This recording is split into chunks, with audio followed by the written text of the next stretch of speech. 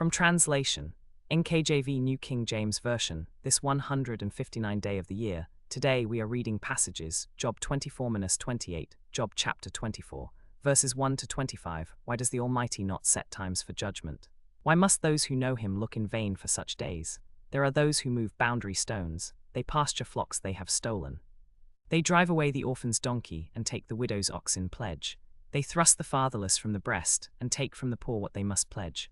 Like wild donkeys in the desert, the poor go about their labor foraging for food. The wasteland provides food for their children.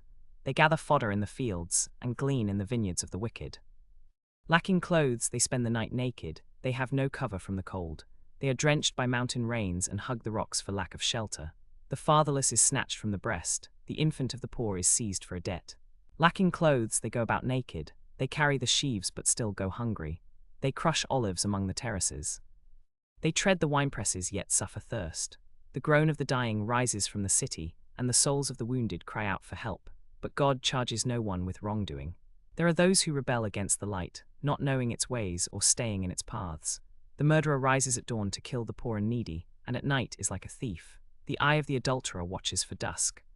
He thinks, no eye will see me, and he keeps his face concealed. In the dark, thieves break into houses, but by day they shut themselves in. They want nothing to do with the light. For all of them, deep darkness is their mourning. They make friends with the terrors of darkness, yet they are foam on the surface of the water. Their portion of the land is cursed, so no one goes to the vineyards of them. As drought and heat snatch away the snow waters, so Sheol snatches those who have sinned. The womb forgets them, the worm feasts on them.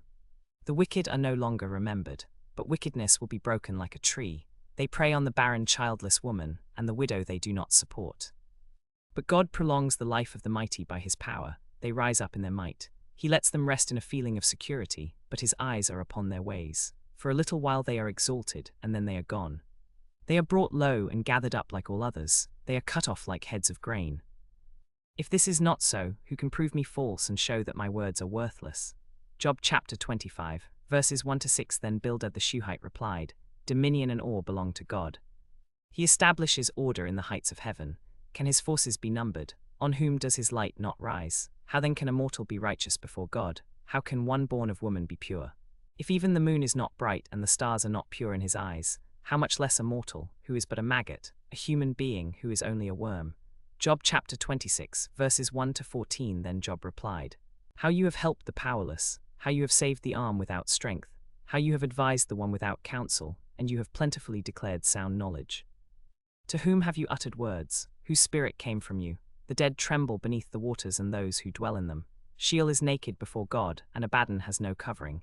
He stretches out the north over empty space. He hangs the earth on nothing. He binds up the waters in his thick clouds, yet the cloud is not broken under them. He covers the face of his throne, and spreads his cloud over it. He marked out a horizon on the face of the waters for a boundary between light and darkness. The pillars of heaven tremble, and are amazed at his rebuke. By his power he stilled the sea. By his understanding he shattered Rahab. By his breath the heavens are cleared. His hand pierces the fleeing serpent. Surely these are the mere edges of his ways. How faint the whisper we hear of him. But who can understand the thunder of his power? Job chapter 27, verses 1 to 24. Job continued his discourse. As surely as God lives, who has denied me justice, the Almighty, who has made me taste bitterness of soul, as long as life is in me, the breath of God in my nostrils, my lips will not speak wickedness, and my tongue will utter no deceit. Far be it from me to admit you are right. Till I die, I will not renounce my integrity. I will maintain my righteousness and never let go of it. My conscience will not reproach me as long as I live. May my enemy be like the wicked, my adversary like the unjust. For what hope does the godless hope when God cuts him off, when God takes away his life? Does God listen to his cry when distress comes upon him? Can he take delight in the Almighty and call on God at all times?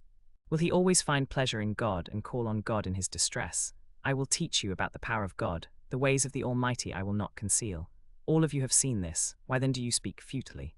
What the godless prepares, God will destroy, and the tents of the violent he will bring down. He will not last. The good fortune of the ruthless is brief. Though he heaps up silver like dust and piles up clothes like clay, he may pile it up, but the just will wear it, and the innocent will divide the silver. He may build his house like a moth's, like a booth made by a watchman. If he lies down, he will not rise again. If he looks for him, he cannot find him. He may look for help, but there is none. He may cry out to God, but he will not answer. He may wait for judgment, but there is none. For what he does, justice will not come. For he may flee from an iron weapon, but the bronze bow will pierce him.